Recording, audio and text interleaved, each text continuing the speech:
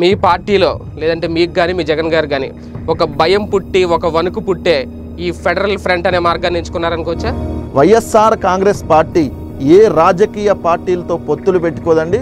అది ఇండైరెక్ట్గా కానీ డైరెక్ట్గా కానీ మేము ఏదైనా స్ట్రైట్ ఫార్వర్డ్ రాజకీయాలు చేయడం వైఎస్ఆర్ కాంగ్రెస్ పార్టీకి కానీ మా అధినాయకుడు జగన్మోహన్ రెడ్డి గారికి కానీ తెలుసు. కేసీఆర్ గారితో జగన్ గారి కలయిక ఒకసారి ఆత్మవిమర్శ చేసుకునే అవసరం లేదనేదా? నేను పొత్తు పెట్టుకుంటాను, కేసీఆర్ని కలిసి రమ్మన్నాను, రమ్మంటే కేసీఆర్ రాలేదు, నేను పొమ్మన్నాడు అని చెప్పి సిగ్గు లేకుండా చెప్పుకుంది నువ్వే కదా చంద్రబాబు నాయుడు. మళ్ళీ ఈరోజు వైఎస్ఆర్ కాంగ్రెస్ పార్టీ టీఆర్ఎస్ కలిసిపోతున్నాయని నువ్వే ప్రచారం చేస్తా ఉన్నావు. అక్రమంగా 120 టీఎంసీల నీటిని ఉపయోగించుకునేందుకు డిండి రంగారెడ్డి ఎత్తిపోతల పథకాలు శ్రీకారం చుడితే ఎందుకు జగన్ నోరు మెదపలేదు? ఎందుకు మౌనంగా ఉన్నారు? ఫెడరల్ ఫ్రంట్ కాదు ఒక ఫిడేల్ ఫ్రంట్ అని చెప్పి ఒక విమర్శ చేస్తున్నారు టీడీపీ. నిజంగా ఫిడేల్ వాయించడానికి వెళ్ళారా? ఫిడేల్ వాయించుకునేది రేపు పొద్దున్న చంద్రబాబు నాయుడు. కేసీఆర్ నిర్మిస్తున్న అక్రమ ప్రాజెక్టులకు వైఎస్ఆర్సీపీ నేతలే కాంట్రాక్టర్లు. ఎవరండి పేర్లు చెప్పండి. అది ఏ ప్రాజెక్ట్కి ఎవరు కాంట్రాక్టర్లో, ఎవరు వైసీపీ లీడర్ల కాంట్రాక్టర్లో చెప్పమని అడుగుతా ఉన్నాం. అభిలాష అధికమై అత్యాశగా మారి కేటీఆర్తో జగన్ కలిశారు. పచ్చ కామెర్లో వచ్చిన వాడికి లోకమంతా పచ్చగా ఉండిద్దని 4 సంవత్సరాల 7 నెలలు ఏడ నిద్రపోయావయ్యా? కేటీఆర్ వచ్చి జగన్మోహన్ రెడ్డి గారిని కలిస్తే తప్పేంటి?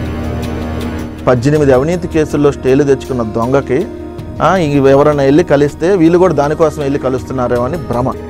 కేసీఆర్తో కానీ పొత్తుకు దిగితే జగన్ ఏపీకి ద్రోహిగా మారడమే. సిగ్గుందా 40 సంవత్సరాల రాజకీయ జీవితం అని చెప్పుకుంటా ఉన్నా? నీలాంటి దరిద్ర ముఖ్యమంత్రి రాష్ట్రానికి ఉంటే ఈరోజు ఆంధ్రప్రదేశ్ రాష్ట్రాన్ని సర్వనాశనం చేశావు. నువ్వు ఎప్పుడు ఆంధ్రప్రదేశ్ రాష్ట్రానికి వదిలిపోతే ఆ రోజు ఆంధ్రప్రదేశ్ రాష్ట్రం బాగుపడిద్ది. చంద్రబాబు నాయుడు ఈ తెలుగుదేశం పార్టీ 2 భూస్థాపితం అయితేనే ఆంధ్రప్రదేశ్ రాష్ట్రం బాగుపడిద్ది. వీళ్ళు చేస్తేనేమో సంసారం, ఎదుటాళ్ళ దగ్గరికి ఎవరైనా వచ్చి మాట్లాడితేనే వ్యభిచారం. ఆంధ్రప్రదేశ్ రాష్ట్రానికి ప్రత్యేక హోదా వద్దని చెప్పిన చంద్రబాబు నాయుడు ఆంధ్ర ద్రోహ, ప్రత్యేక హోదా కావాలని చెప్పి 4.5 సంవత్సరాల పాటు నిరంతరం ప్రజల్లో వాన్ని వినిపించి బలంగా కేంద్రం మీద పోరాడిన జగన్మోహన్ రెడ్డి గారి ద్రోహ. అయితే ఎన్నికల ముందు పింఛన్లు పెంచడం కానీ కౌలు రైతులు కూడా రైతు బంధు పథకం లాంటి ఒక పథకాన్ని తీసుకొచ్చే ఆలోచనలో టీడీపీ ఉన్నట్లు తెలుస్తుంది. ఇవన్నీ వైఎస్ఆర్సీపీని భయపెట్టిస్తున్నాయనుకోవచ్చా? అంటే మేము ఏం చేస్తే దాన్ని మా వెనకాల ఫాలో అవుతారు. ఏ రాజకీయ పార్టీలు మమ్మల్ని ఏం చేయలేమన్న విషయం గుర్తుపెట్టుకోమని. శతమానం భవత్ కానివ్వండి, తల్లి బిడ్డ ఎక్స్ప్రెస్ కానివ్వండి, బడికొస్తా కానివ్వండి, దీపం కానివ్వండి, ఇవన్నీ పథకాలు కాదంటారా? నారావారి కుటుంబానికి, నందమూరి కుటుంబానికి, తెలుగుదేశం పార్టీలో ఉన్న చంద్రబాబు నాయుడు బినామీ కుటుంబాలకి వాళ్ళకున్న పొలాలకు సంబంధించి వాళ్ళు పెట్టుకున్న బ్యాంకుల్లో ఉన్నాయి, వాళ్ళ రుణాలు మాఫీ అయినాయి తప్పితే ఆంధ్రప్రదేశ్ రాష్ట్రంలో ఉన్న ఏ రైతు రుణాలన్నా పూర్తిగా మాఫీ అయ్యా చెప్పమని అడుగుతా ఉన్నా. పవన్ కళ్యాణ్ గారు డైరెక్ట్గా ప్రకటించడం జరిగింది, మేము ఏ పార్టీతో మద్దతు పెట్టుకోం, సింగిల్గానే వెళ్తామని. చంద్రబాబు నాయుడు పవన్ కళ్యాణ్ కలిసే ఉన్నారు ఇప్పుడు కూడా. కాకపోతే బయట వరకు యాక్షన్ డ్రామాలు.